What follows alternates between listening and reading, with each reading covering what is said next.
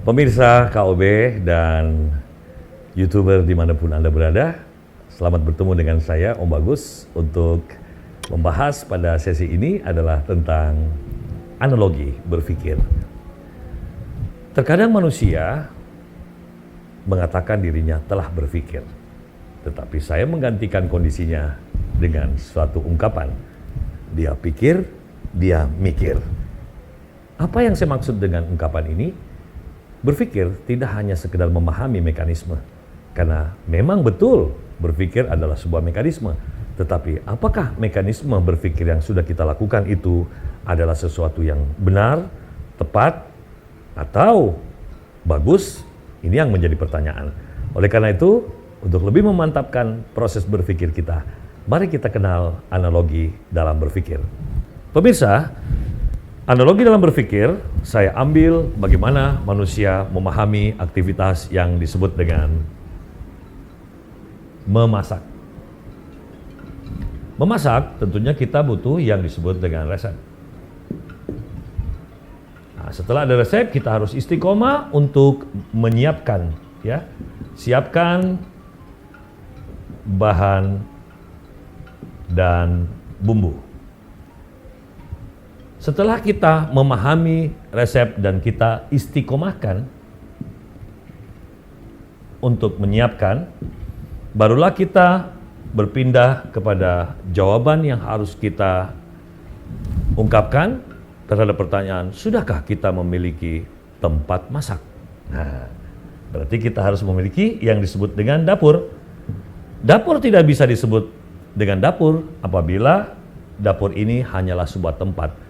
Tetapi di dalam dapur, syarat sesuatu di ruangan disebut dapur apabila sudah lengkap dengan instrumen-instrumennya.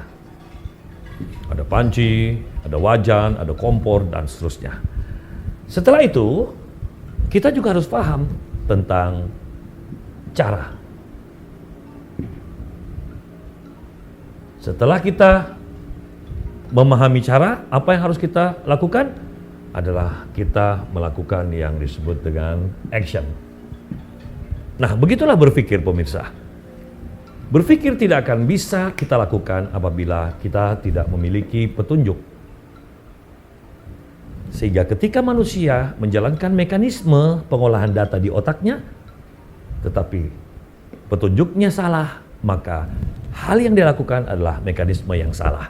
Oleh karena itu, di dalam berpikir, manusia harus memahami yang disebut dengan kitab suci. Kitab suci adalah Al-Quran. Nah, Al-Quran adalah kitab suci yang tidak ada keraguan di dalamnya. Dari dasar inilah yang kita harus tahu bahwa resep harus dikuasai. Berarti Al-Quran harus dikuasai.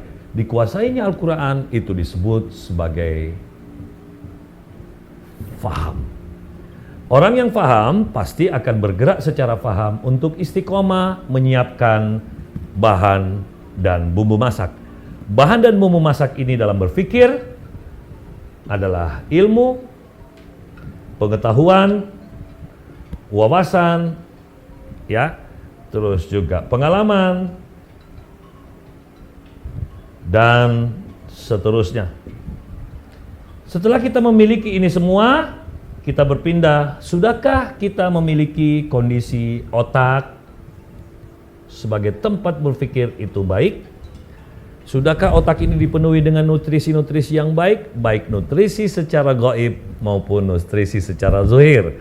Otak harus sehat secara organ, dia juga sehat secara mekanisme kerjanya. Mana kondisi yang disebut dengan sehat secara gaib? Yaitu bagaimana otak harus dalam kondisi sabar, ikhlas, ridho, ya tentunya dalam kondisi yang suci. Suci di sini ditandai dengan niat yang benar, memahami tujuan mengapa dia melakukan sesuatu itu. Dan setelah ini sudah selesai, kita belajar tentang cara berpikir yang diberikan juga oleh petunjuk Al-Quran. Setelah ini semua sudah selesai, silakan Anda lakukan yang disebut dengan berpikir. Tapi sebelum kita berpisah, saya ingatkan kepada Anda bahwa bagaimana cara kita melakukan cross check bahwa berpikir kita sudah benar atau tidak. Selalulah fokus pada setiap hal yang dimasak, tentunya ada rasa dan bagaimana cara kita menghidangkan. Disinilah ketahuan proses kita berpikir itu sudah benar atau tidak sangat dilihat dari hasil pikir kita.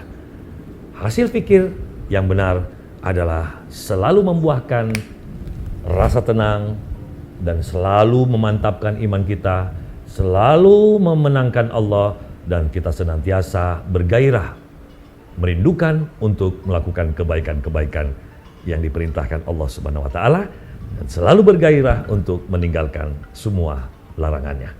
Terima kasih, selamat berpikir, wabillahi taufiq wa hidayah. Assalamualaikum warahmatullahi wabarakatuh.